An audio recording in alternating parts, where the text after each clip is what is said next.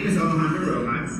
Just to introduce myself, I am actually a paid professional UAP researcher. I work for a software company currently where I'm head of research and content, and essentially we're coming out with an app that we'll have out in the next few months, which is going to be a repository of UFO sightings. Also, we'll have a ton of content on UAP. And essentially it's a map where you can also report UFO sightings, and you can report them live. The most exciting part really is it's got AI that we built into it, so we can automatically rate the sightings on as to how good of a sighting it is. The reason that's exciting, especially for the archived, historical data, is that we can take all those tens of thousands of UFO sightings, take the best of the best, and then start to run some pattern analysis to figure out where are these things mostly being seen. So it's pretty exciting. Luckily, we're working with different government agencies also who are really excited about using our AI. So it's very exciting times. And in fact, that's what's kind of fun about this presentation that we're going to be doing today. As you can see here, I called it UFOs Over the Tipping Point, the recently revealed secret Pentagon UFO program. And I put this together originally in July of 2018 for this event, but I've updated it, and there's changes, so I'll give you the updates. But what's funny is, most of what I'm going to go over here, the media, and even a lot of UFO researchers still haven't really got caught up on. So you're going to be like more educated than all of them. You're going to be able to leave here and maybe go submit and say, yeah, I'd like to lecture next year. And you're going to be that knowledgeable on this topic. So we'll go over it. The other thing, well, I'll go over that in just a second. So this was just about me, some of the things I do. Also, in the past, I guess just to go over that real quick, I do freelance journalism, and I've written for several different outlets. I cover science and sci-fi and UFOs. And of course, UFOs have been the most popular, mostly because I've gone in wholeheartedly. I saw it as a beat that wasn't being covered. There's a lot of very credible information out there, but people would laugh at it. And when I was in journalism school, I was like, why don't we take this seriously? There's some serious stuff. And they're like, well, there's just not anything that's really that credible. That's not the case at all. Never has been. But for some reason, we've had this blind spot where we laugh at this topic instead of taking serious, For instance, I joined MUFON way back when and became a field investigator. The first guy I interviewed was a guy just back from Iraq. And, he was still kind of had that heightened sense of observing everything and reporting anything that is going on. He was seeing aircraft, some weird object kind of floating around. He was keeping an eye on it. Then he noticed, it was kind of close to commercial airlines. So he called the airport. This is CIA in Denver. He called law enforcement. Nobody cared. They called the airport, and they're like, well, call the FAA. Called the FAA. They said, well, call Bigelow, and I'll go over who that is. Or MUFON, call some civilian UFO group. So nobody cared, even though obviously that's a concern and a potential security issue, safety issue. There's some weird object in the flight path. So that's kind of how everybody's treated it. But now we've come around, and that's why I call this the tipping point, because especially, back then, it was shocking for all of us here because finally the topic was being taken serious. And of course now we're at a point where everyone all the way up to the president and Congress are saying this is now a serious issue that we have to pay attention to, which of course we've been saying for a very long time. So, what I'm going to go over though is kind of the background. So it all started with this article here from the New York Times, December 2017, where it broke the story that this guy who just retired from intelligence is claiming that he worked for a secretive UFO program. Pretty shocking. He came out and essentially gave details about, what he was doing in this article, but the article wasn't completely accurate, and we'll go over that. It was written by Leslie Kane, Ralph Blumenthal, and Dana, I can't remember her name. And the reason I don't remember her name is that I'm familiar with Leslie Kane and Ralph Blumenthal. Leslie Kane has been writing about UFO sightings for quite some time, mostly for the Huffington Post, where I also wrote about paranormal and UFO and stuff. But she's great, and she's very good at looking for very credible stories, and her stories usually get very popular. And she ran across this story, and we'll go over more detail on how in just a minute. But yeah, she was part of this. Ralph Blumenthal, New York Times writer, he's also written about UFOs on occasion. Since this article, he's even more into it. So he partnered up on this, and then they had, I can't remember her name, but they had a third person who is a political reporter, Pentagon reporter, that they wanted her on the story too, to make sure they were being accurate and making sure that, it was jiving with what they knew about the Pentagon.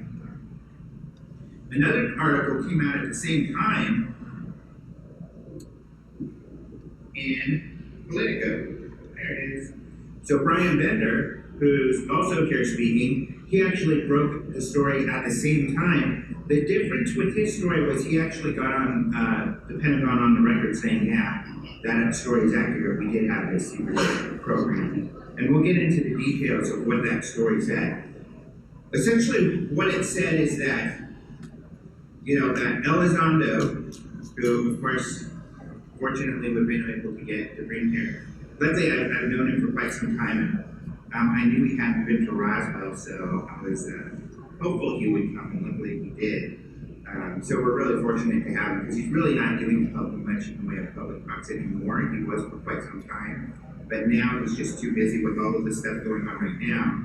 So you probably won't see him doing very many public appearances, if any, in the future, so we're really lucky to have him. But essentially, he was working on this program for OSDI, that's who he works for, the Office of the Director of Intelligence, Office of the Secretary of the Director of Intelligence, or Office of the Secretary of Defense Intelligence, I'm sorry. It came from, originally the program was in a different department in the intelligence agencies, but when he joined it, it came over to him, and I'll get into the details of that. But what the article claimed is that he was trying to escalate that, he was coming across a lot of very important and credible cases, and that this was something that we need to take seriously, but no one was listening. No one was really taking it seriously. He tried to get this to his boss, the Secretary of Defense, who he actually knew. He had served with him, but his aides wouldn't let the topic go up to him. He thought it just wasn't credible enough, he didn't have enough. So he decided to retire and to go public with this, which is what he did, and that's what these articles were about, him coming out and saying, we do take this serious, this is a serious issue. One of the cases that were featured in the article, which is very important, was the Nimitz case. So in 2004, off the coast of San Diego, the Nimitz Carrier Strike Group, and what I mean by that is an aircraft carrier doesn't travel by itself. It's got a whole contingency of ships going along with it, and sometimes a submarine or two is involved as well. So it was an experience that the entire strike group had, where they were seeing these objects and on radar for several days while they were doing training exercises. These were training exercises, kind of them versus the Marines or the Navy, and they were doing mock dogfights and things like that. And again, because these were weird, anomalous things that were showing up on radar, they were ignoring them, even though they were seeing tons of these things in the sky. They would drop from 20,000 feet down to 20 feet by the ocean in just very quick fashion. Kevin Day, who was the chief essentially of the radar, he was watching these and making people aware, and finally they were willing to let him scramble some jets to go check it out. The jets go over there, they see that Tic Tac object, over some water that is kind of disturbed. They thought maybe there's an object under the water, but no one could really see that. They said it kind of looked like a submarine, perhaps was under the water, but above it was a 40-foot tic-tac shaped object, white, a Marine pilot side, as well as 4 Navy, 2 aircraft, 4 Navy personnel. David Fravor, the wing commander, said, I'm going to go in and take a closer look. He did. The object, he likes to say, he's the first guy to have a dogfight with the alien spacecraft, although he isn't the first to have this sort of experience, but, he likes to claim that. But the object did react to him. It oriented itself towards him, then it kind of mirrored his movement. At one point, when he was trying to get in front of it, it was kind of like, no, not going to happen. And it took off at great speed.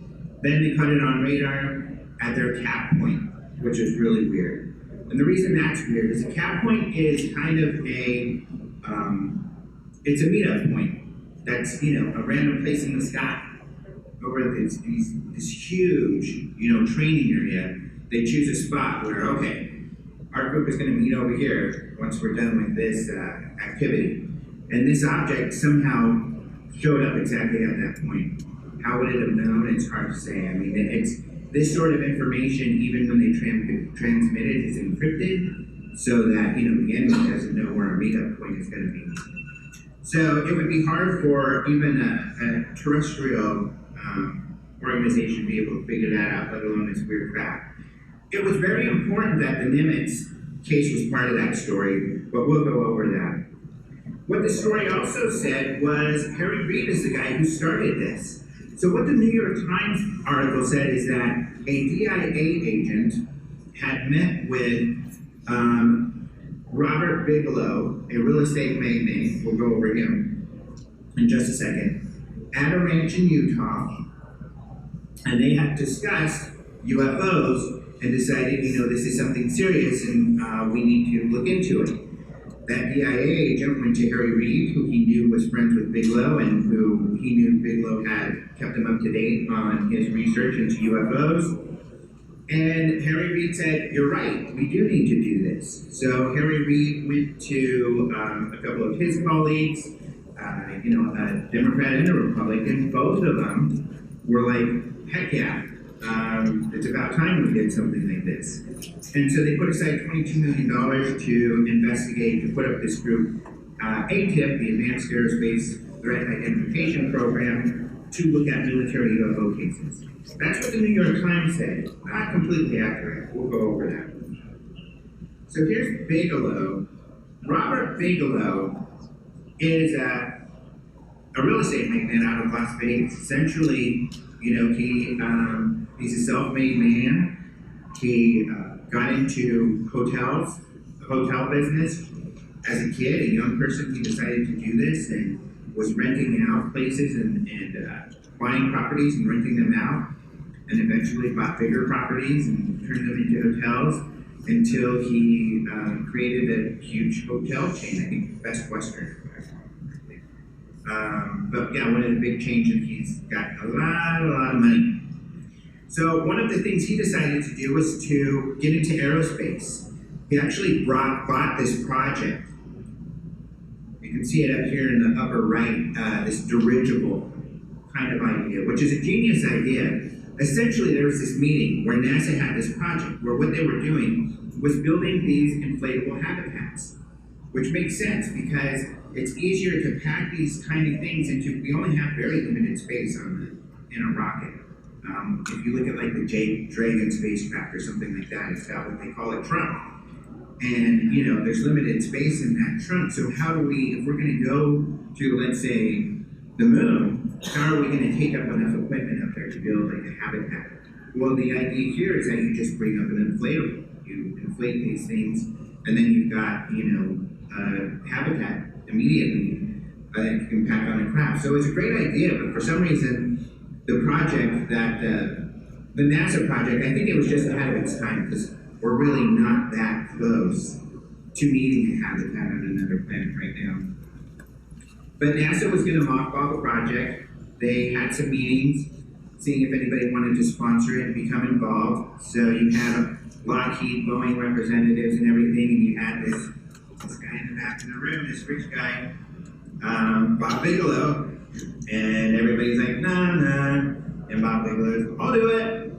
So he built this facility, started a company called Bigelow Aerospace, and it was a serious thing. You can see here one of his inflatables on the International Space Station, and it's still there, it's still in use. They like the technology, but still it's a bit ahead of its time in just that he doesn't have customers. You know, Orion is quite a ways off to where NASA's going to get to the moon or Mars. I know he had talks with SpaceX, but it's still kind of ambiguous how close SpaceX is to actually getting to Mars. Of course, he makes it sound like they're going to be there at any moment, but SpaceX certainly hasn't tackled this issue yet. Okay, you can get there, but how are you going to stay there? Probably what they'll do is just orbit and come back. But this is one of the leading technologies that we probably might use once we are ready for a habitat, because the other great thing about this is that the material is actually stronger than rigid materials, which is important because there's lots of stuff flying around in space.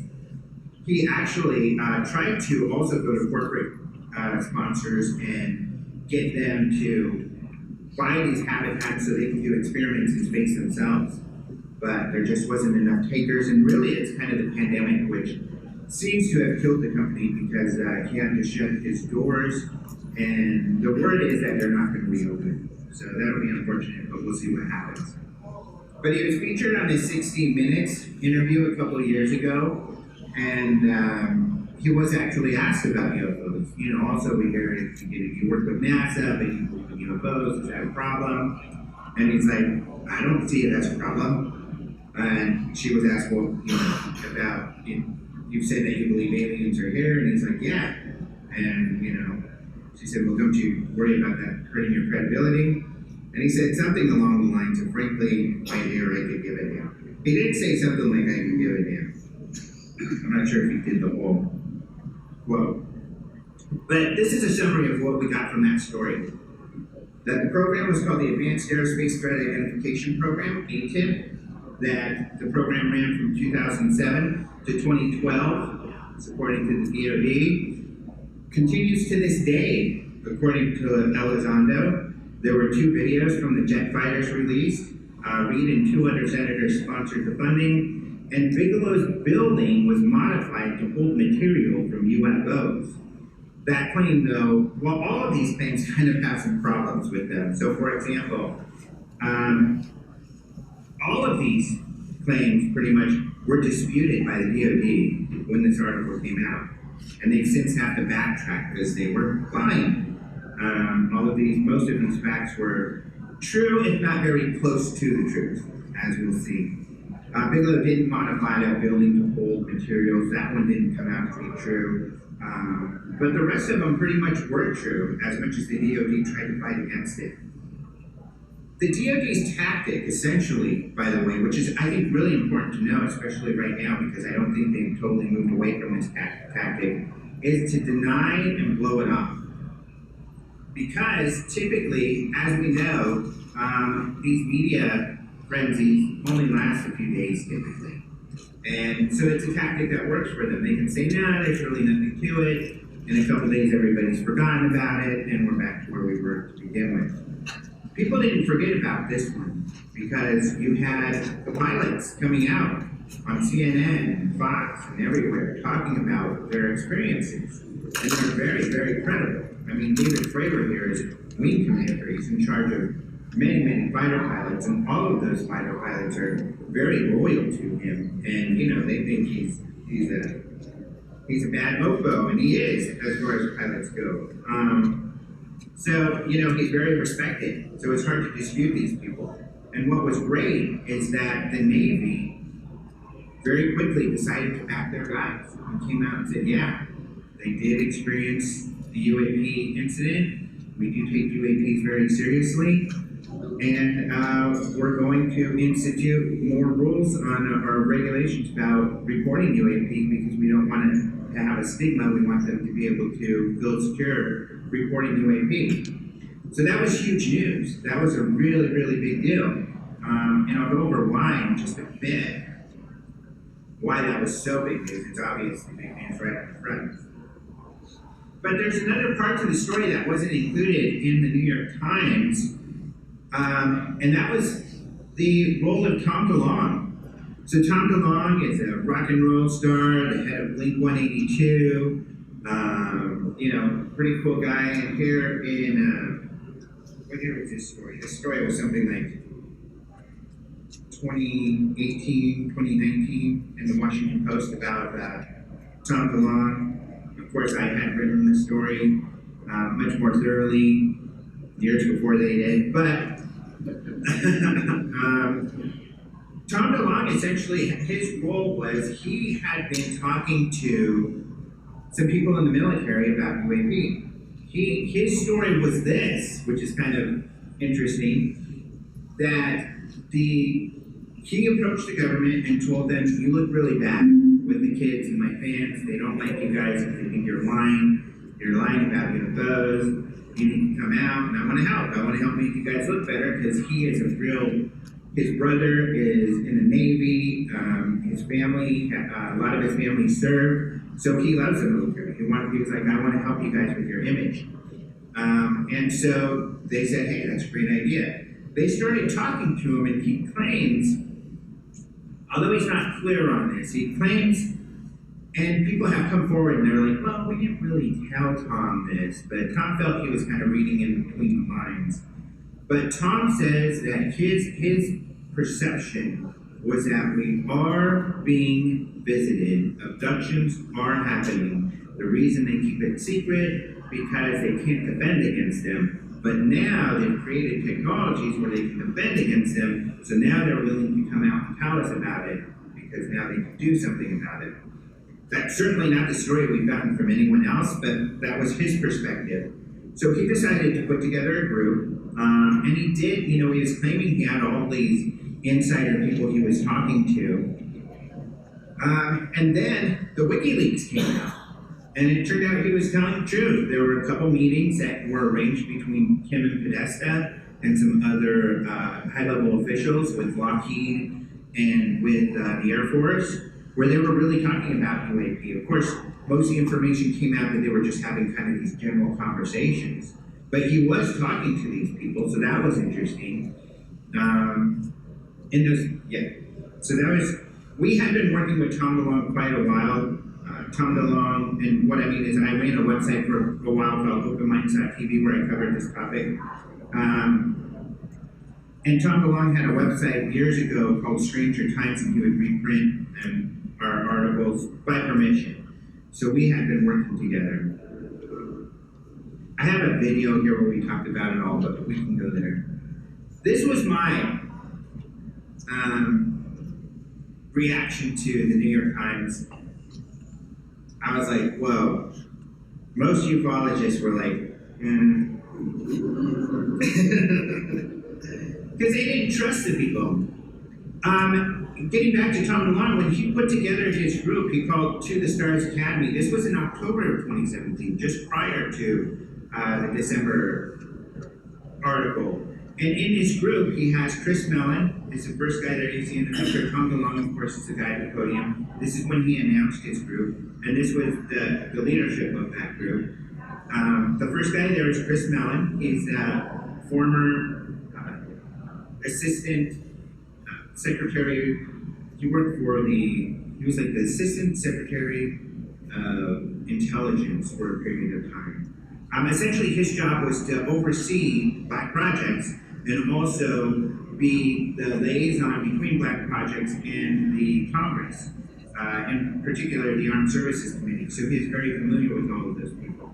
The next person there, and he had worked with Leslie Kean before and had posted at least a couple articles on UFOs, so we knew he was interested. Next to him was Luis Elizondo. Next to him is Steve Justice, who worked for Lockheed Skunk Works, people who developed the SR-71 and the stealth fighters. They're the guys who are in charge of Area 51, Area 51. Next you have Hal Puthoff, a scientist who's been working with Bob Bigelow for years. And last you have a recently retired CIA agent, Jim Semivan, who is an experiencer. He had an experience with his wife and missing time. I believe he believes he's had an abduction experience, so he was the last person on that list. And they talked about how what they want to do is have kind of a three-pronged approach.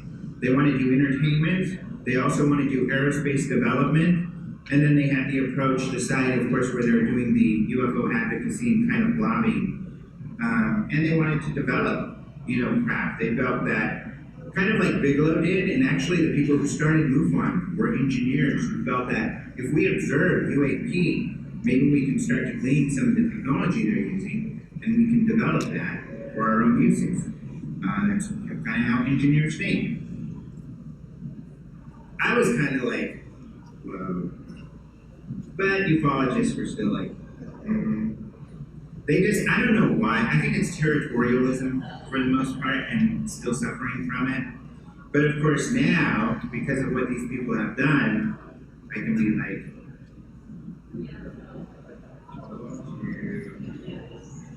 because what they accomplished is extraordinary, and I don't think anybody can deny that anymore, because of what they did, this topic is now taken seriously. So that's kind of the surface story, what we've heard from the media, what the media still sees this story as. But let's get into the details, the deets. So here are all of the people involved, and I'll go over their history because it's all very fascinating. So I'll go over each individual very quickly, and then just who they are, and then I'll get into more detail.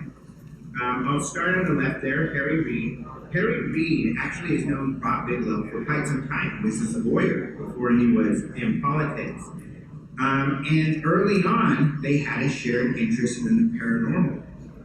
Bob Bigelow, in the 90s, got really into this topic and started funding research into it. He actually is responsible for the Art Bell show, Coast to Coast.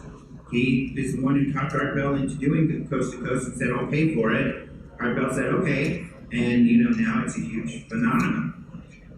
Bigelow also was working with the different UFO groups, but they don't get along that well. So he started his own. He started something called the National Institute of Discovery Sciences. He worked with a gentleman who I should have on this list, but I don't, Colonel John Alexander. Colonel John Alexander had worked in the Army. Some of you might have seen the movie or read the book, Men Who Stare at Goats. The movie was, of course, a parody and made fun of this period of time where this General Stubblebine, wanted to make Jedis. He called it. He was an Army general. And essentially he wanted to look into the paranormal and see if he could teach people how to be psychic spies, or how to, they call it Men Who Stare at Goats is kind of, the guy who wrote the book, he chose that because he thought it was kind of the most silly thing that they did, where they were trying to they would have men literally staring at goats. No one's staring at anybody, it's scary, to try to kill them. And, there's, in the movie, you see people just, which is pretty funny, but, it's serious stuff that they were trying to do. The thing is, that program actually met some success, and we'll talk about that in a second. So, John Alexander was part of this. He worked with Stubblebine. He's the Kevin Spacey character in the movie. But John Alexander worked with Bigelow to bring some of these scientists that were working on this type of stuff into this NIDS group that Bigelow had created so they could investigate, UFOs and other paranormal experiences. They worked with Vallée, Jacques Vallée, famous UFO researcher, and they kind of had a Vallée perspective. And Vallée's perspective is, you got to investigate everything involved with the UFO sighting. When people have UFO sightings, sometimes they say, I also saw Bigfoot there. Or they say, I also felt like I had a psychic message in my brain. Or maybe they'll say, I saw an orb of light shooting by or in my house. And Vallée's like, we can't just ignore those aspects of these sightings. We have to look into them. So they took a holistic look at the topic, and they were looking into all the paranormal. One of the people that he brought on board is the guy on the far right in the middle, Dr. Hal Puthoff.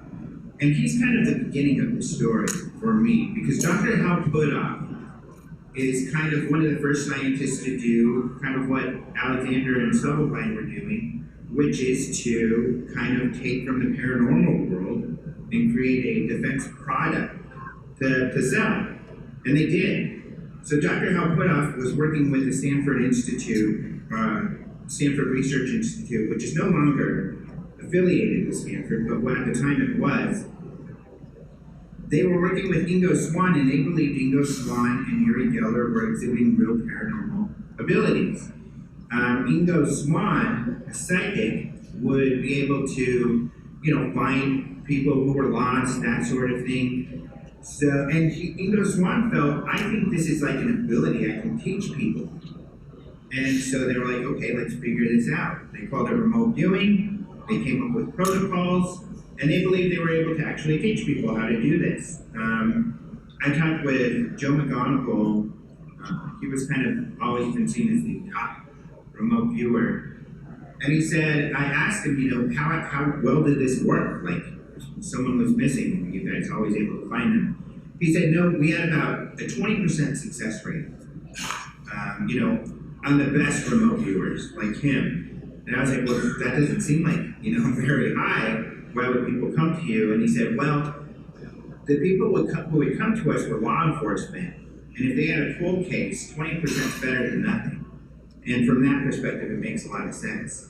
The thing is, they were really busy the program lasted for 20, 30 years. And he said that they were busy the whole time. They had different law enforcement coming to him constantly, asking him to work on cases. Lou went over a couple cases that they were successful on in his talk, where he talked about how they recovered. They were able to find a crashed Russian aircraft, secret aircraft. Forget what but there's a few famous cases that supposedly they were able to solve. So Dr. Hal Puthoff was part of that. And the reason I think that's important is Dr. Hal Puthoff is one person, like the rest of these guys, who are government contractors, scientists who work for the government on various contracts, who are interested in the paranormal and have been pushing for the government to do more research in that arena for decades. And these are the people who are behind all of this, who made this all come about. Another group, MUFON, I'll go over real quick. The reason I have them attached, just kind of a funny aside, is that, I was doing PR and the spokesperson for MUFON when Bigelow Aerospace came to us in 2009 and said, hey, we've got the program we're running, we'd like to work with you guys and have a relationship where when good sightings come in, you can roll out a team of people to be there immediately with great equipment, and we'll fund that. And it was kind of a trial. It didn't work out that great, just because the problem was, in one particular incident where it really became an issue is, MUFON's a volunteer organization. These people all have jobs, they're all working. There was one case in particular, I believe it was in Texas. And they were like, okay, we need to get people out here. And the Texas guys were like, all right, I've talked to all my guys, the closest guy we've got is about an hour and a half away. He'll be able to do that weekend after next. And they're like, well, that's not quick enough. We need someone right now. And, Bigelow is used to jumping in his private jet and flying anywhere. And they're like, well, we just can't do that. We don't have anybody in the area. We just don't have the ability. So that sort of thing just didn't make it the ideal situation. So it didn't continue more than about 9 months. But I didn't know about that. I didn't know where the money was really coming from. I didn't know at that time that, Bigelow was the group contracted to do that UFO research for the Pentagon, and that this was part of the Pentagon project. So some people signed NDAs with MUFON, but I wouldn't do it just because, one, I don't want the liability on a volunteer type of thing. Two, I was the PR guy. I didn't want to be accused of putting out information that I wasn't supposed to. So I figured if I didn't sign the NDA, then how the information I had was fair game and I couldn't get in trouble for that. I just didn't want to put myself at risk for something like this. So, and yeah, later it came out that was the ATIP money. Dr. Colin Kelleher is important in this too. He's in the upper left because he's the lead scientist for Bigelow, for NIDS, for BASS, for everything that Bigelow does. Colin Kelleher is kind of his right-hand man. And then another guy who's been in the know, who's also friends with Bigelow and has been this whole time, and part of this group, is George Knapp, investigative journalist out of Las Vegas. Great guy, and he was there the whole time during all of this. So his information's been really accurate. I'm calling this the Lakatsky update. And I kind of like, and the reason I'm calling it that is that since I've made this during the pandemic, this book came out. And it's really important because I've put together these puzzle pieces in this presentation that I'm giving you now, and not many people have, even though I've been writing about this stuff for quite a while. Brian Bender actually wrote a piece based off of my work where he covered this also for Politico, and he did interviews with all of those people, including Reed on all of this to verify it. But Lakatsky, so I talked to you about how the New York Times said that Bigelow met this DIA agent at this ranch in Utah. It was very secretive. We didn't know who this DIA agent was until this book came out. Some of us figured it out eventually, but no, we didn't know officially, or it wasn't officially released until the book came out. But we never had his point of view. And it turns out, you know, this is a guy who went to the ranch, was a DIA agent who went to Harry Reid, and then was in charge of that, well, what was called ATIP program. And he finally wrote a book with Colin Kelleher and George Knapp called Skinwalkers at the Pentagon, where he told his side of the story, which fortunately confirms pretty much everything that I wrote. But it's still something, like the contents of this book still have not been acknowledged by the media, nor the majority of UFO researchers, and I don't know why. It's really strange, and perhaps it's because of the strange nature of the program, which I'll get more into here. That's a really juicy, exciting stuff. But here's a little bit more about George Knapp. He's an award-winning journalist. He made Area 51 famous by covering the claims of this guy named Bob Lazar that he worked at Area 51 back engineering UFOs. He wrote a book with Dr. Kelleher called Hunt for the Skinwalker, which was about the Skinwalker, that Utah ranch, and we'll get into that. How many of you have read that book? Just a couple. Ooh, the rest of you are in for some interesting stuff here. Jeremy Corbell's? Yeah. Some of the breaking news, because he was in the loop, he really knew all of the background of what was going on. So once that New York Times story came out, you know, all of us researchers are scrambling for information. And fortunately, we had George Knapp giving us information. And some of the pieces of news that he broke, the USS Nimitz leak, meaning there was the way that it's framed is a report written by the military for the military on the Nimitz case. And it's really interesting because it has first-hand witnesses, it's got all of the equipment that was used, and it has some interesting conclusions. They concluded that, there really was this object that had no apparent means of propulsion, that outmaneuvered our jets, and that it seemed to come from an underwater object. It even suggests that maybe that object was like a mothership to this Tic Tac object, but that there was a submarine that was part of the strike group, and they did not catch anything on sonar at this time. But it had some interesting conclusions in there. Also, George Knapp was telling people that the Pentagon project studied more than just UFOs. We'll get into that. He was kind of tipping his hat to what people like I, who have been researching Bigelow and who already knew about that Utah ranch, knew. He also talked about how the program that got to $22 million was not called ATIP. It was called the Advanced Aerospace Weapon Systems Application Program. He says the New York Times got that wrong. And that the program actually ran from 2007 to 2011. The money ran out. in 2009, like the DoD had said, but it kept running as a kind of unfunded project. And he revealed, in his book more about the Skinwalker Ranch.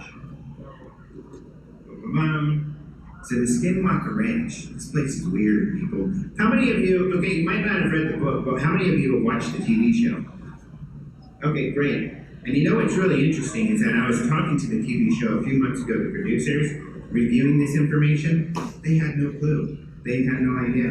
In fact, Travis Taylor, who's on the show, I interviewed him for when the show started. And I was like, what do you think about Skinwalker being the inspiration for this whole, UFO news and everything coming out? And he's like, that's not true.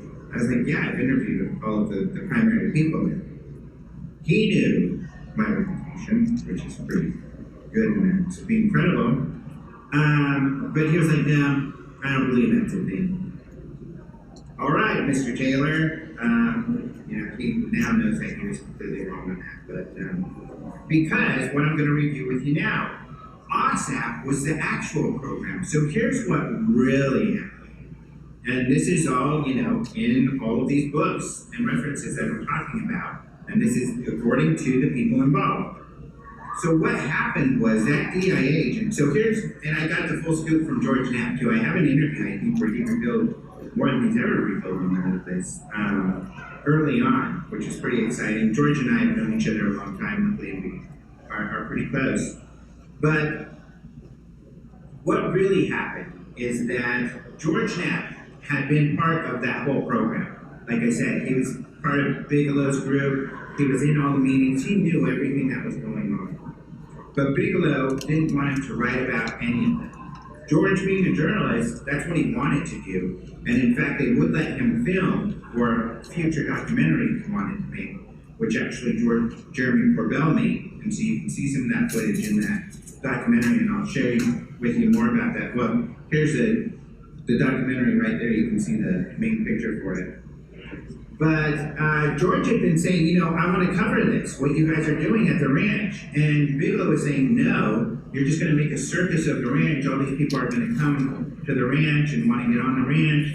It's going to be a nightmare. And so he didn't let George cover the ranch. Until 2005, he finally said, fine, I'll let you write a book with Coleman. So Coleman, he writes a book about the ranch.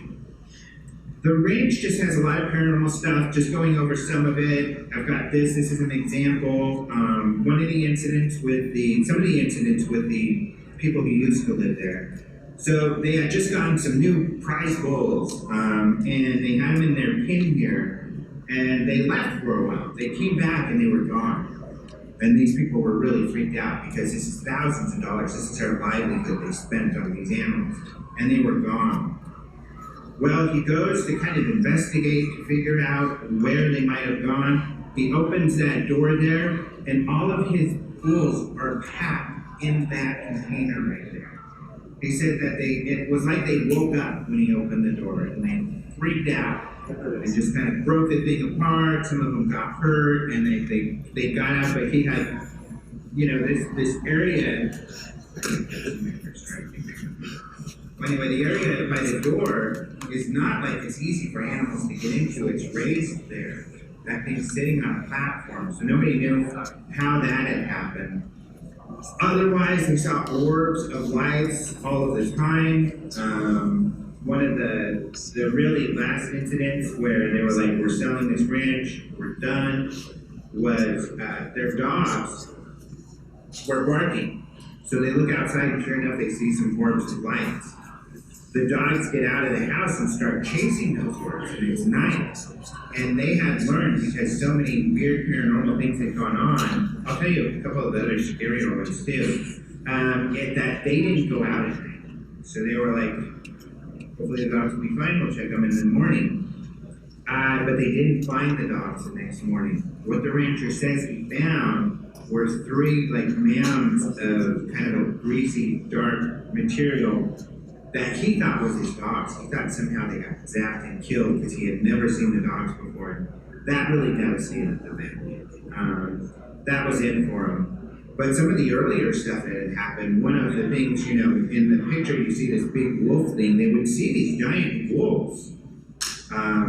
In fact, they had an animal, a calf in the pin here when one of those giant wolves walked up, and they just thought it was like a neighbor's big dog or something. Supposedly it was huge, but it was really nice. They were able to pet it, but then it went after one of the calves. It grabbed onto its head and was trying to pull it out of the pin, so they tried to hit it, and it didn't react. Then they started to try to, you know, shoot at it, because it was gonna kill their animal, but it wouldn't react.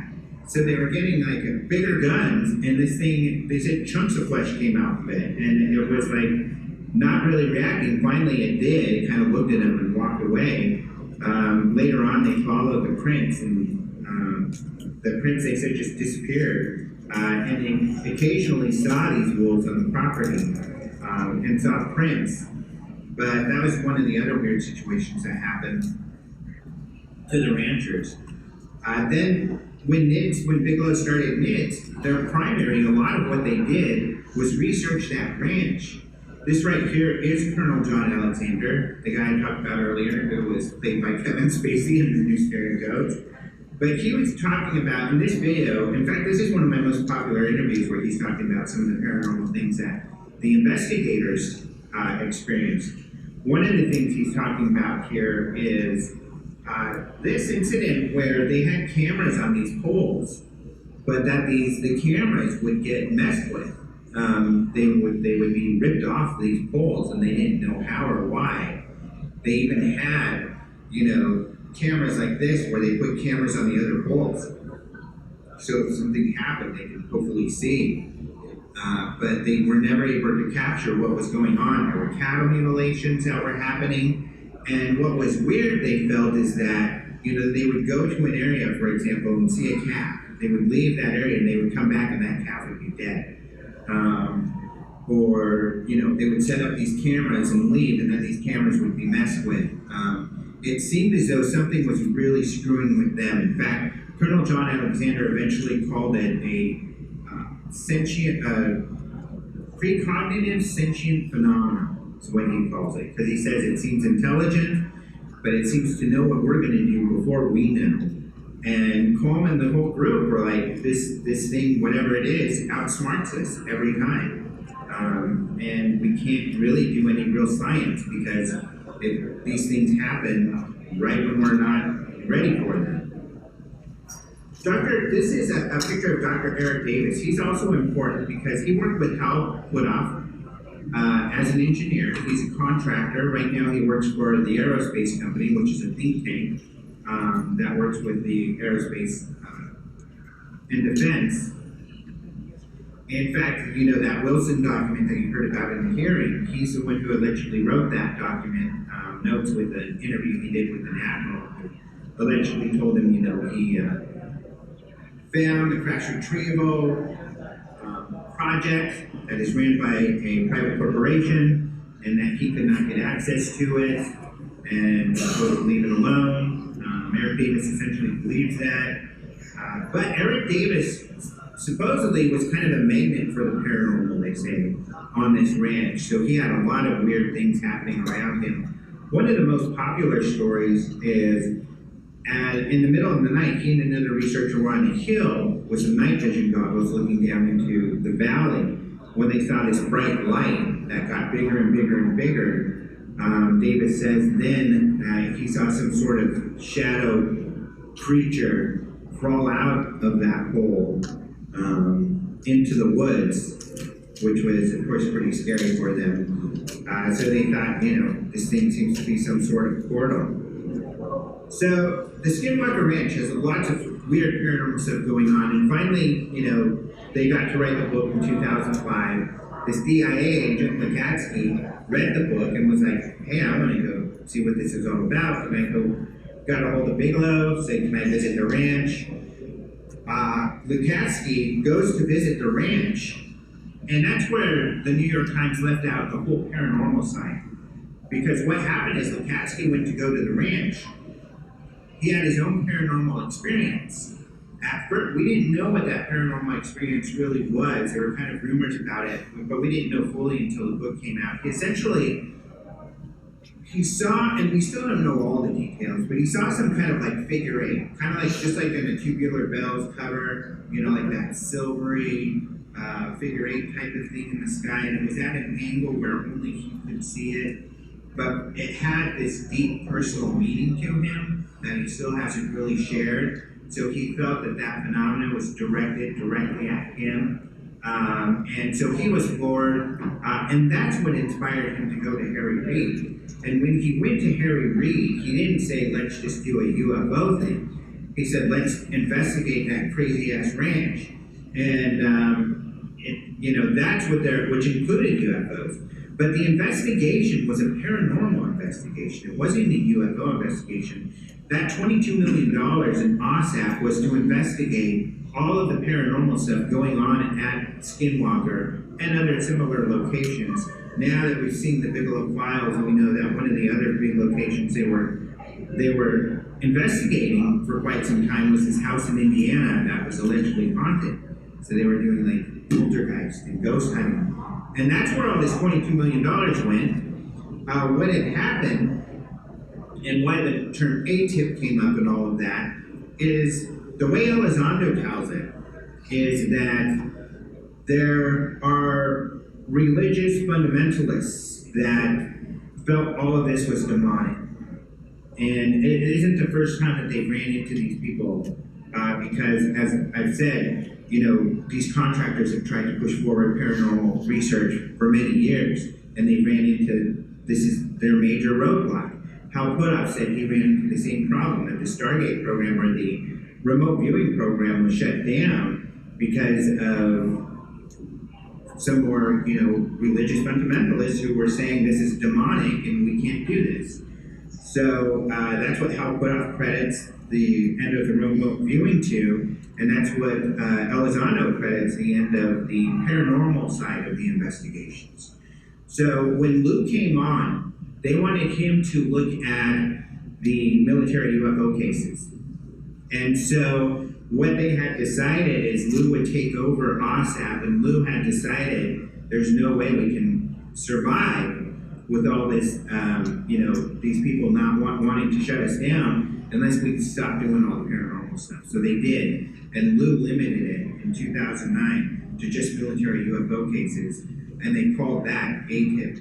ATIP, and this is what's really confusing, there's also a document out there from Harry Reid where he was asking for OSAP to become a black program, but he didn't use the word OSAP, he used the word ATIP, and the reason why is Harry Reid knew that there were all these detractors out there, and they were trying to hide what they were doing from those people. So they were trying to hide it from kind of the DIA and politicians who thought it might be demonic. So they used the word ATIP, hoping they wouldn't find the real program, OSAP. But it didn't work out because some of the people in the know, leaked that information to the rest of the intelligence community and others in the government. And so that's how these people found out and came after them. And that's what kind of shut down the paranormal side of things. But it was a paranormal investigation, and Lukacs is very, very clear about that in his book. In fact, that's why his book is called Skinwalker at the Pentagon. And he wants to set the record straight. And it's kind of the pushback I get. And the reason why the paranormal stuff was left out in the New York Times article is, Leslie Kean, Ralph Blumenthal, Chris Mellon, they all really are interested in the UAP side of things and getting the government researching that. And they felt if we bring in this paranormal topic, it kind of muddies everything and it hurts the credibility of the UAP side of things. So that's why that whole side of the story was left out. When I bring it up and I push it, people say, oh, you're just making fun of these guys and you're undermining the credibility. That's not the case at all. Bob Bigelow is not apologetic or embarrassed by anything he's done. Neither is Harry Reid, neither is Lukacs. When Lukacs wrote his book, he made it very clear we were investigating all of this stuff because they want people to know not only are UAP here, But the psychic stuff is real. The cow mutilation stuff is real. The poltergeist stuff is real. This other stuff, the hitchhiker phenomenon, how many of you have heard about that? Ooh, only one or two. I think I was the first one to break this story. I learned from the guys early on. Here's how I learned about it, because this is really interesting. I was at an event with these guys. It was kind of an off-the-record, kind of secret meeting where everybody was getting together and sharing some information. Unfortunately, I got invited.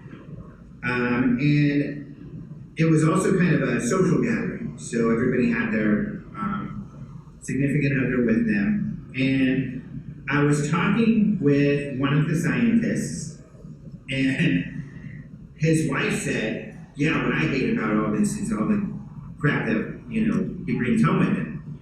And I'm like, what do you mean, like messy boots or, dirty clothes? And she's like, no, like paranormal stuff. Like he's brought home, like poltergeists and things. And her husband was like, do not tell anybody about this. Do not write about this. You cannot say anything about this. So, but she was more than willing to share. And luckily, there were other spouses that were going to talk to.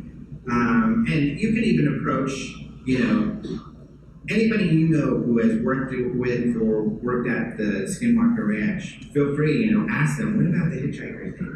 And see what they say. Luckily, in an interview not too long ago, this is how I was able to break the story. I brought it up with Travis Taylor and the cast of the Skinwalker show. And he was hesitant, but he admitted, and they've covered it in the show now, that they've had paranormal experiences follow them home. So supposedly, and Lachowski has it a lot in his book as well, that after they investigate at the ranch, they start to have paranormal experiences at their home, including seeing like wolf people looking in their windows and stuff like this. Like Catsky, I think it even said it was his teenage kid who kept seeing this sort of thing. Seeing shadow people over their beds and all kinds of weird stuff. They call it the hitchhiker phenomenon. So yeah, really, really weird stuff. I got off on a tangent there. But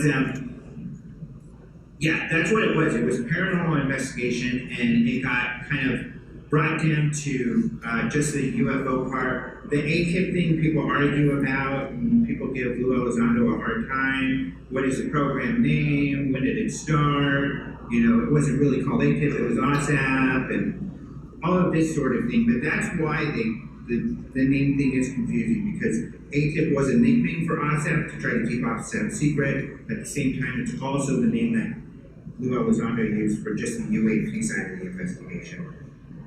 But yeah, Hunt for the Skinwalker is the name of the movie. Jeremy Corbell did it. There's me and him when I first got to see it in this group in Utah. They actually have a table at the museum. It was cold as heck out there in this park where he first showed it.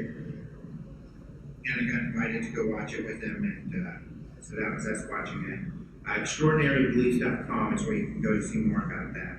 But another interesting bit of news that just came out recently, and it was, of course, again, George Knapp who wrote that, is Dr. Travis Taylor, because of his involvement with the TV show, although George Knapp didn't write that, I think it's true, that Dr. Travis Taylor, it turns out, for the last couple of years, has been the chief scientific investigator for the UAP task force that was essentially under naval intelligence. This is kind of confusing too. So under the New York Times article, like I said, Lou said that work continues to this day, ATIP.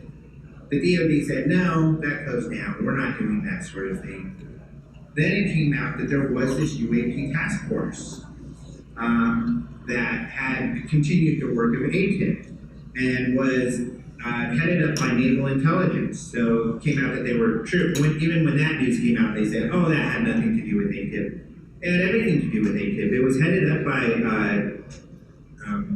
John Stratton. I think his first name's John. But Stratton was part of OSAP. He was part of the program the entire time. When ATIP, ended, when Lou left, Stratton took over, Jay Stratton, and he renamed it the UAP Task Force. And then because the Navy was so involved at this time and they were working so closely with the Navy to brief Congress on all of this, it was Naval Intelligence that took over the UAP task force. And Jay Stratton enlisted the help of Dr. Travis Taylor. Some people are making fun of him. They're like, oh, you took this TV scientist, you know, that's hardly credible to be part of the UAP task force. But Dr. Travis is the real deal. I mean, he works at Redstone. He's had several contracts with NASA. He's got something like 5 PhDs. I mean, he is a good-looking, charismatic, witty guy, but he's also extremely intelligent and a great scientist. He's part of he comes to our meetings, the Scientific Coalition of UAP Studies, but he can definitely hold his own when it comes to science. And, you know, when I interviewed him at first, like I told you, he was like, nah, Skinwalker didn't have anything to do with all of this. And I was like, okay, whatever, dude. But I also asked him, well, what do you think of, and, well, no, he went beyond that to start to make fun of Bigelow's work on the ranch, saying, oh, they were doing a ghost hunt, they already knew, you know, they already felt there were ghosts and Bigfoot on the ranch, and that's all they were doing is confirming their own beliefs and all this junk. So he was really critical of Bigelow and their alleged experiences. But now, of course, he's had a host of paranormal experiences, and he is really freaked out. From what I understand, he's practically living on the ranch now, and like a good scientist, he is obsessed because he wants to solve this mystery. He's like, science can solve this. Whatever's going on, I'm going to figure it out. He doesn't have any clue what's going on yet, but he's doing his best to try to figure out what is going on and using science to do it. So, you know, having been part of this group, Stratton and others recognize as a good scientist, who's credible and well respected, and he's willing to do this work, so they recruited him to be the chief scientist for the UAP task force, and that was just revealed by George Knapp in the last couple of weeks. Taylor and Stratton now no longer work for the UAP task force. Just a couple months ago, they took jobs with a company called Radiance. And in fact, they both went to this new company that they're going to be working for, a new defense contractor. So the UAP task force, really the state of things is this: everything's kind of in flux. So the UAP task force exists, but Stratton built it, and now Stratton's gone. UAP task force has been really into the topic, and they've built some great relationships with other agencies, but now that's all kind of lost, which is unfortunate. What we saw with the hearings, what we saw in the hearings wasn't as important as the hearings happening themselves, because that was the message. Essentially what happened was the DoD was going to start up, they were tasked by Congress as part of the defense bill to start up a UAP research organization that not only collects sightings, but also looks at historical data and does scientific analysis to try to figure out what's going on. Well, the DoD, soon after that, said, we're starting up a new group, and we're going to take reports, and we're going to take this seriously. And Congress is like, no, that's not what we asked you to do. And actually, I think an article that Brian Bender wrote had a big influence because he interviewed all of the Congress people, and they stressed their disappointment and concern with the DoD not listening to them and taking them seriously. Soon after Brian's article, within a couple of days, the hearings were announced. Soon after that, John Kirby's tune changed, and he came out and said, we are going to do everything that Congress has asked us to do. We're going to do scientific investigation. We're going to do analysis. And he essentially said, now we're going to do everything they want us to do. That's why the hearings were so cordial and boring, because essentially it was them saying, you win, we're going to do everything you want us to do. And that's what you heard him say over and over again. We're going to do that. We're going to do this. We're going to do this. It's going to be great. We're going to do this and that. So now they're agreeing to do what they're tasked to do, but they no longer have Stratton or the UAP task force. They're starting a brand new group with a director who, for some reason, has been chosen, but they haven't announced him yet. Some of us know who he is, but they haven't announced. But they're going to be starting from ground zero to start this UAP group that, according to Lou, is now going to be called AARA. But isn't that what he said it was? AARO. But yeah, Arrow they called it. But it's already had like 3 different acronyms before they even started. In fact, they were calling it AIMSOG in the hearing, and they were using the acronym AIMSOG, which was a new one that none of us had ever seen. So they keep changing the program name, so we'll see what the future of the program is once it gets rolling. But that's what the hearings, that was the importance of the hearings, is that it sent that message that Congress was serious. What was revealed in the hearings, of course, was a concern to many that they were so undereducated on the topic. And supposedly, I'm hearing from more than just Lou, Congress people were not happy with the content of the hearings, and that we should most likely be seeing more hearings with more pertinent witnesses who are more knowledgeable, meaning hopefully actual witnesses and people that were part of the UAP task force, maybe even people that were part of OSAP, maybe even Mr. Elizondo himself. So we'll definitely get much different hearings should that be the case. So hopefully that's what will happen. But essentially, that's the background. The media has not even caught up on the part of it being a paranormal, even though some of the outlets I write for, my website, OpenMinds.tv, and Den of Geek, I've written articles even on the Huffington Post about how this was a paranormal research investigation. This was the X-Files. And it still is, or Stranger Things, because, you know, these guys are still doing this investigation, and it's funny because now I watch Stranger Things, and it's like watching the Skinwalker, show. It's like the so super weird. But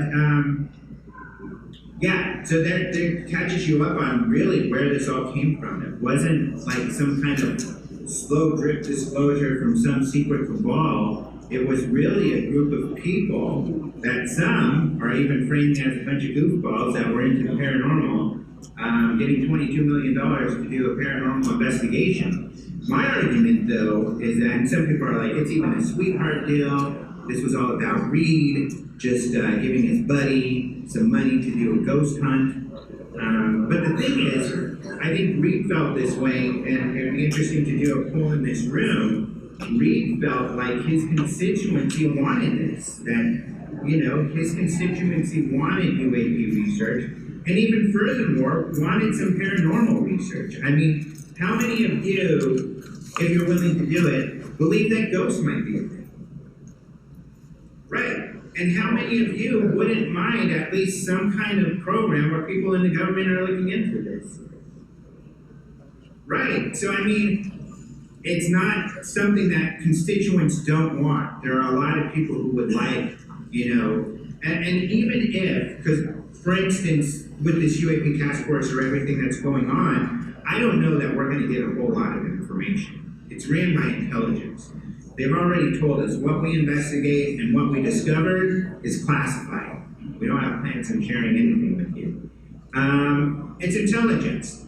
But what it has done is it has validated this field of study. And so now organizations like the one I work with, the Scientific Coalition for UAP Research, are getting a lot of legit scientists joining our group and doing some science and doing some really interesting things. And so now we have this topic being legitimized and more research and investigation going on and discoveries. And so we're at a time where we're going to be seeing more and more really terribly interesting stuff. And you're not going to have to go to some, you know, OpenMinds.tv or UFOgeek.com or something. You're going to be getting this news from mainstream outlets and hearing lots of scientists debate and talk about it.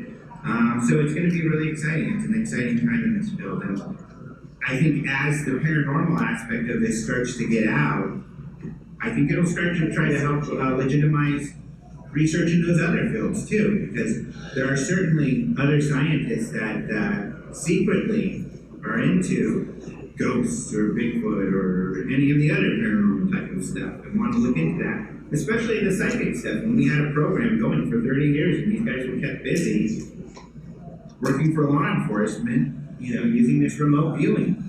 So yeah, it's all really interesting stuff. But let's go ahead and open it up to questions if you have some. Questions about these topics or any other? Yes, sir. Have I had a sighting? What was funny is I was really researching and writing about this topic for a long time before I had my own sighting. And to be honest, I've not had any exciting sightings. But my first sighting was related to an experiencer, which at the time I was really skeptical about. But when I became a field investigator with MUFON, to kind of research this more and talk to actual witnesses, for better or worse, people just felt comfortable talking to me, I guess. And I had a lot of these people coming to me and sharing stories that they think, that they were experiencing the abduction phenomena or having these weird experiences where they think they were talking with aliens or something like that. And one girl said, I see UFOs often. If you come over, I'm sure you'll see something. And so I did, but when I got there, we were just talking, and I was like, I know we're gonna look at UFOs. And she said, yeah, we don't need you yet though, because if there's something out there, I kind of get the sense that there's something out there. And I was like, oh. So we talked a little bit more. We were having fun talking though. We became friends. She was very cool. So we were talking and talking. She's like, we should probably go out now. Sure enough, within like 10 minutes, there was, this is during the day in Denver, there was a white object off in the distance, I would say about 30 degrees high, kind of behind a tree even, although it was very far out. It's just from my perspective, there's a closer tree, and it was like out there. It faded out, appeared again, faded out. One of the times it appeared, it kind of moved a little bit to the right, and then faded out again. And that was pretty weird. I couldn't explain that one, and that had happened a couple times, especially in how she was like, I think we should go out. And sure enough, in 5-10 minutes. So that was weird. Otherwise, I've had a couple other sightings. My next sighting was at the UFO Watchtower, which is a place in Hoover, Colorado, where this lady set up a tower because they had lots of sightings out there. And sure enough, this was a bright light off in the distance that faded out, but it was at twilight. Really weird. But my sightings have just been like that. About 3 or 4 of those type of sightings, lights in the distance. Yes, sir. How big in feet was the wolf? I can't remember exactly. I think they said, though, that it was like, the size of a human when it was standing on its legs, like 6 feet or so. Yeah. Otherwise, when the big wolf, they said it was, huge, like bigger than a dog, almost as tall as them when they were standing up its back. So this thing was huge, allegedly, really big. Yes, sir.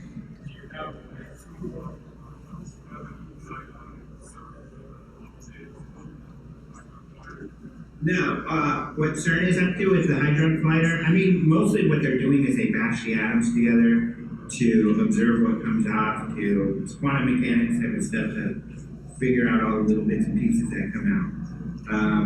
So I'd imagine it's something related to that.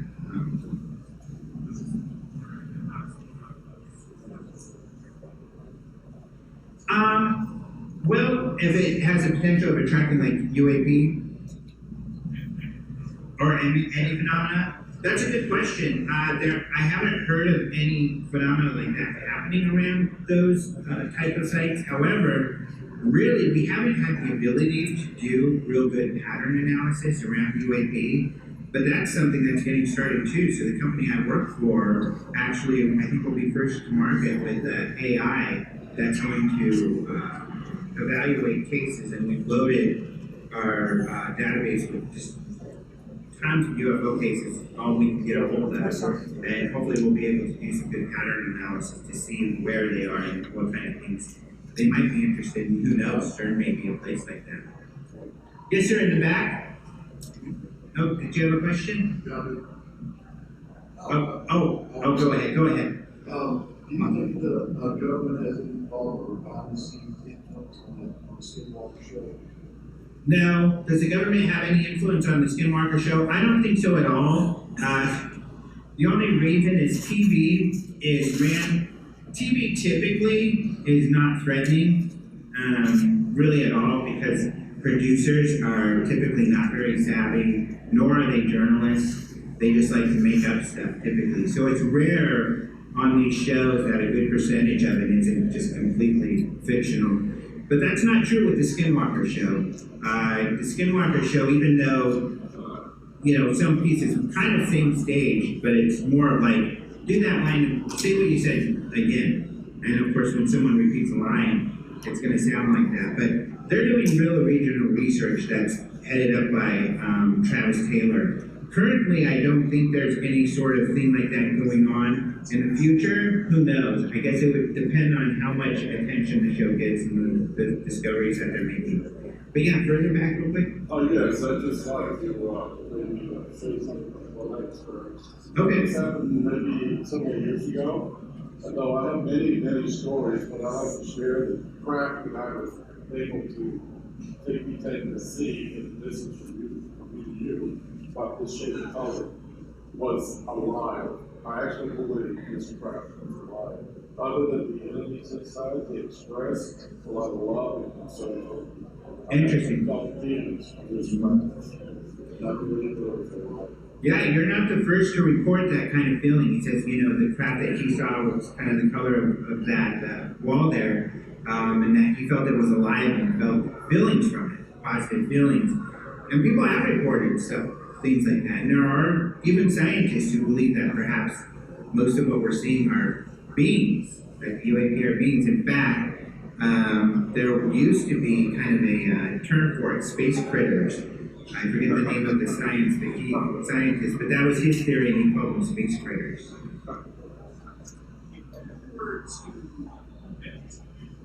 Which agency, organization, civilian group, whatever, is going to make it to solving whatever this is, whatever a big part of this is, or just a small part. Who do you think would get there first? He's asking who will get there first in discovering what's going on here. Of course, the big question is, it's really hard to tell what the government agencies currently know. Chris Mellon, who I mentioned before, and I should talk about this real quick, and this, I think, adds some background to your question. Chris Mellon, like I said, he was Deputy Assistant Director for Defense Intelligence. I got it. My brain's warming up here. But, so that's when he used to work for Congress. He's the one who engineered this entire thing. He's a super genius. He's so good. Essentially, he was part of 9/11. He was there during that period of time. So he helped when and identified the problems, which were that in the intelligence agencies, everything was stovepiped. Nobody was sharing information. And that was part of the problem with 9/11, is everybody had pieces of the puzzle.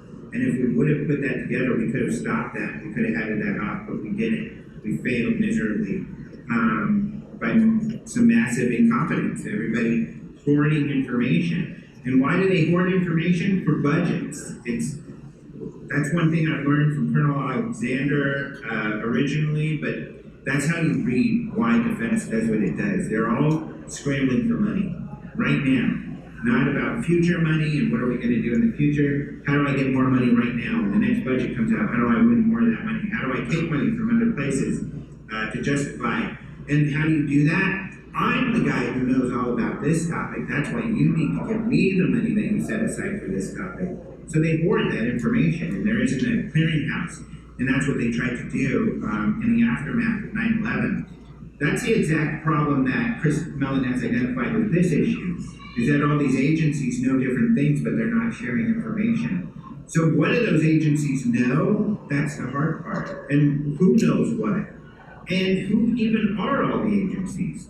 Because if you were to inventory all of the different departments and programs and projects, it's really most of, for instance, doing research in this, most of the titles and departments that get involved, you've never heard of. Nobody's ever heard of. You can't even Google them because they're just so small and not really referenced in the public that you can't even find them in Google. So they're little known. So it's even hard for like a Chris Mellon to go in and find everything that's out there. So what do they know? That's the hard part. Maybe when they put together their puzzle pieces, they have some pretty interesting discoveries. We don't know. Certainly Eric Davis has alluded to. He's convinced, he says, essentially, and I'm not framing this to make fun of Eric Davis. I'm friends with Eric Davis. He's a great dude. But this is, I think, the most accurate way to frame what he believes or what he believes is the case. And he essentially says that the water cooler talk around the skiffs, the secret, places where the contractors who are bound by secrecy need to talk about certain things, is that there have been crashes. That Roswell was real. There's been at least one other crash. Scientists couldn't make heads or tail of the technology, so they packed it away in a warehouse like Indiana Jones, and they revisit to hopefully be able to figure it out one day. And he also talks about how the problem is we only have a handful of scientists that can even look into it because only a handful of scientists are cleared for it. So he doesn't have much hope because when you're doing something like this, you need hundreds of scientists. You need all of the international scientific community working on it. But we don't have that at this point. So who knows what they know and when we'll find out. And even if they make a discovery, how long will it take for them to share something with us?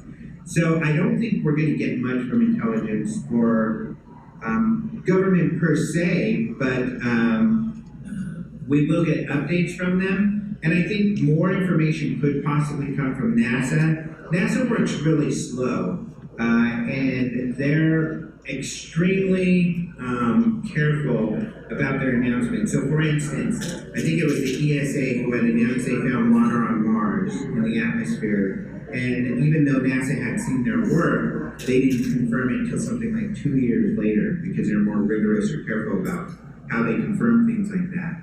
So it will be slow going. So I think you're from individual organizations, hopefully organizations like the SCU or other agencies or I guess places that start to get involved. And what I mean by that is I think that we will start to see other groups, hopefully other like university studies on this topic. We're working with professors now more so than ever, and there are some professors that are getting some backing from their schools to do this sort of work. One in particular is Rice. There's a guy named Jeff Kripal there who has a big database of the paranormal. I think he calls it the database of the strange or something like that. So, and that's gotten a lot more attention lately by the serious academic community. So more of that kind of cooperation is happening. So probably from the public, we just always got to do it on our own. We can petition our government to get some information. And, one interesting aspect that I would give Congress credit for is that when Chris Mellon said, hey, we need to apply the same issues like 9/11, we need to get rid of the stovepiping and figure out what everybody knows. He said, I know this information is classified and going to have to remain classified, but it's something that needs to be done. Congress really followed his advice, Chris Mellon's advice, but they added this aspect that no, it doesn't have to all be classified. We need some transparency and we need, some public information. And I think they'll continue to push for that. But even so, we'll get bits and pieces, but they're still going to keep the classified stuff classified. We'll still, in these hearings, have a public section and a classified section. So, and Lou Elizondo went over some of the reasons some of this is classified, but certainly I think that currently and going forward, they'll probably classify information that many of us would feel would be justified to be classified, but that's the way it works. So yeah, I think the public, I think from possibly academia, but potentially NASA, but I think more the private sector is going to be able to reveal and have the most interesting revelations. Yes, sir. So, when people ask government, is there any material left from crash UFOs or this or the government says no? I've heard that part of the legitimacy of that is that they have transfers from private facilities, like Bigelow Aerospace warehouse. So then they're saying, oh yeah, we don't have it. You know, of course, but you know, we have other people to store it for. Yeah, I think you're exactly correct. I think that, you know, when it comes to Bigelow, I don't think they're holding on to anything that exciting. I'm familiar with, I think, all of the material they have, and they're controversial, not everybody agrees, even in this community, let alone when it gets to a higher level of scrutiny. And there's not much material, and there's not much in the way of chain of custody on that material. However, you know, the way that Eric Davis has kind of framed it is that what you're saying is correct. So, for instance, you know, let's say we're working with Lockheed, that Lockheed has the material and they're working on it, or maybe they've got it in their lockers because they don't know what to do with it. But you're exactly correct. Then the government can say, we don't have any material. We don't have it. That's because we gave it to Lockheed. So yeah, you're correct. That's the sort of thing that would happen. And you know, Lockheed, and this is kind of the tough thing. This is the other exercise, and I'd like to hear what you guys are maybe something to think about. When TTSA was doing this work, Tom DeLong's group, which was a private company, I asked, and none of them would answer the question because they hadn't really thought about it. But let's say you were part of that company and you found some material. There's a couple ways you could go. Most likely, a corporation is going to, you know, keep that information secret, and they're gonna make that technology proprietary, and it will be their proprietary technology. They don't have to share anything beyond here's the technology. We're not telling you how we made it because that's our proprietary information. And then they can make a bunch of money off of it. Or you could give it to the government, but what's the government gonna do with it? Do you really feel like they're gonna share? They could just, like what we talked about, give it to Lockheed. Lockheed does the investigation, and they don't share anything. And now you, after you found this material, you do the right thing, give it to the government, and now you're not finding out anything, and they just gave it away to someone else. Is that what you would want to do? Or you could just not tell anybody. I mean, it's hard to know what to do, and it makes the decision to not share that publicly and make it proprietary less evil. It makes it, you know, maybe that would be the best way to handle that in order to control what's happening with that material, because you believe you have more of the public's interest at heart than maybe the government would, or a private organization. So I mean, if TTSA really had some, or Bigelow had that sort of material, that's going to be a hard decision to make. Of course, if they do keep it and proprietize it, we would all be critical of that. But maybe that would be better than the alternative of giving it to the government. Suppose some of us in the public stumbled upon this crap. So there it is, and there's material there. So in the past, it's kind of like, hey, they're going to go to the work. That's out. And I'm all scared and they like a liar. Wouldn't it be better then for take that material, publicize, look, this is what happened, here it is, it's on the public now. So now it's much harder for them to seize it, so here it is. And then say, well, I'm going to give it to, you know, University of Chicago or something like that, then look at it. Yeah, I mean, that's really hard. It's like, well, maybe an option is you come across a crash UFO, you take some of the material and keep it and then show it to the public. I think that if you immediately had a press conference and handed that material over to hopefully a trusted scientific organization, and I really think that most academic institutions are pretty safe places, but if you were able to do that very transparently in front of the public, that would probably be a good way. Because the problem is, if you hold on to it too long, you know, someone can knock at your door and say, hey, that was some of our secret tech, give it back. Even if it wasn't, you know, you couldn't prove otherwise. And then you can get thrown in jail if you don't give it back. I think there's even a standing law in books that you have to give over that sort of material to the government or you're going to be put in jail. So it's a tough position. So, but the other thing is there definitely are safety concerns too. It probably would be good to like call the fire department at least and have some hazmat guys come out, because you don't know what sort of, a documentary is going to be coming out soon about an alleged event in Brazil, the Virginia case, where this entity was seen in this small town in Brazil, I think about 30, 40 years ago. The fire people were called.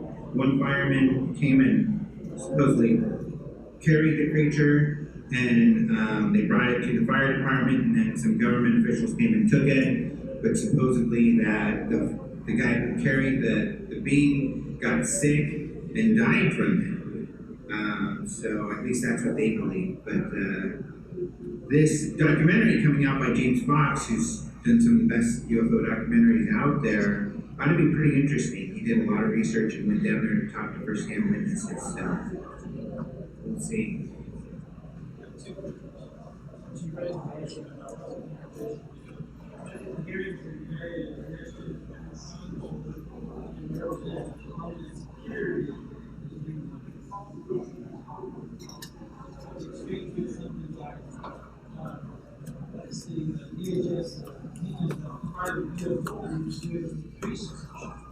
Should the government step in and possibly prescribe some policies for doing such things? Well, yes, I think so. The city talks about it. And as people like yourselves, you consider the public investigator. Is there any thought on this?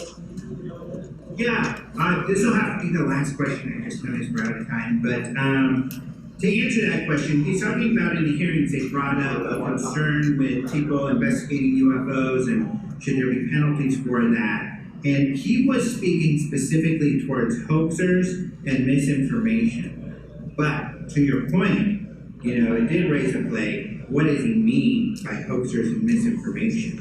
And one of the people that the names they invoked, now two names they invoked. One was MUFON, who they're working with. They've had meetings with them, so I don't think they see them as nefarious at all or a problem. But the other one they mentioned was Corbell, and they debunked a video that Corbell has kind of been pushing out there. So the question is, do they mean Corbell? But Corbell was just sharing information he was given and information he was told by actual government people. So it's not necessarily his fault. Of course, there are a bunch of hoaxers out there, and I think that it could be a genuine concern, the same concern we all have, is that the waters get muddied by these hoaxers that are out there. And shouldn't there be penalties for that? That could be what they were talking about, but certainly, to your point, people are concerned, what does he mean? Who is he considering? Misinformation is. Yeah, exactly. How do you determine the hoaxers? Because let's say when I was reporting about OSAP and that $22 million going to a paranormal investigation, they could have called that misinformation. It wasn't. Back when it's the truth, and now we have Lakatsky on the record kind of confirming all of that. But yeah, you make a good point, and that was definitely a part that raised a red flag for a lot of people in this field. All right, well, thank you all so much for being here. I hope you enjoy the rest of the event, and I'll probably see you around.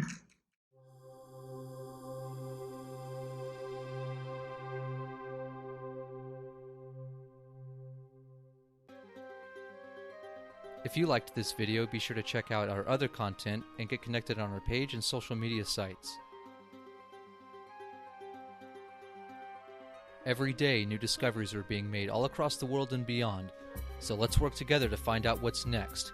And remember, we won't know if we don't go. I'll see you in the vortex.